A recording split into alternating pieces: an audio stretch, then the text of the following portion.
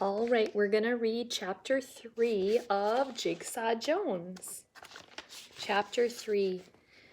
Eddie looked around the room. Somebody stole my baseball cards. No one said a word. We just sat there shocked. Who did it? Eddie demanded. Was it you, Biggs? Eddie pointed an accusing finger at Biggs Maloney. Or was it you, Kim? You're the one who made such a fuss over my Derek Jeter card. Miss Geeson spoke up. That's enough, Eddie, she said in a stern voice. No one is pointing fingers in my classroom.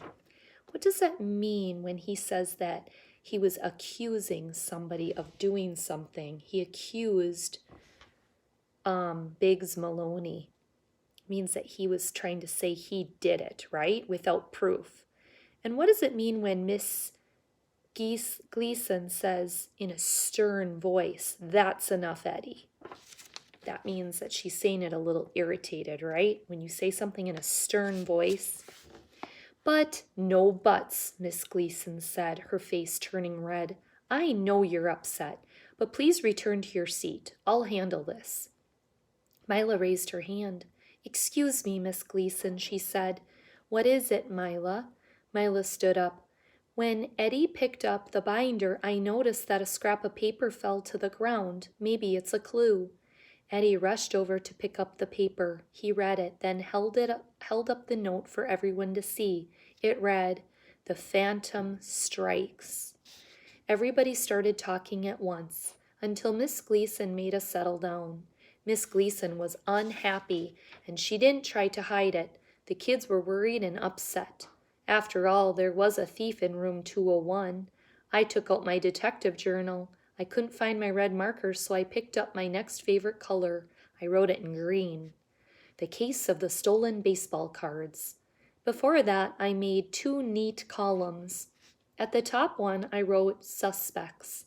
On the other one, I wrote clues. I turned to the new page and wrote, who is the phantom? Meanwhile, Miss Gleason went over to Eddie and tried to talk to him quietly. Then she stood up in front of the class. Boys and girls, this is serious.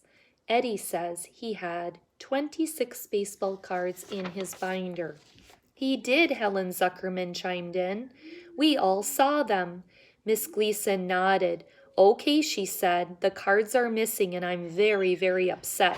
We all know never to touch someone's personal property, but maybe someone took the cards by accident.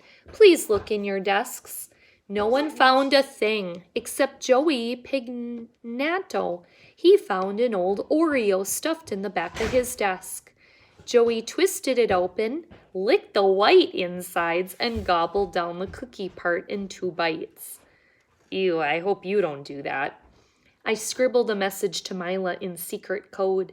It was pretty easy to read. Once you knew the trick, you had to cross out every other letter. That's why detectives call it an alternate letter code. I handed the page to Mila. It looked like this. And here's what it really meant.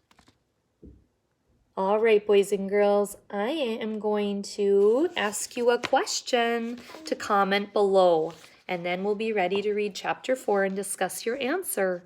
Have a great day.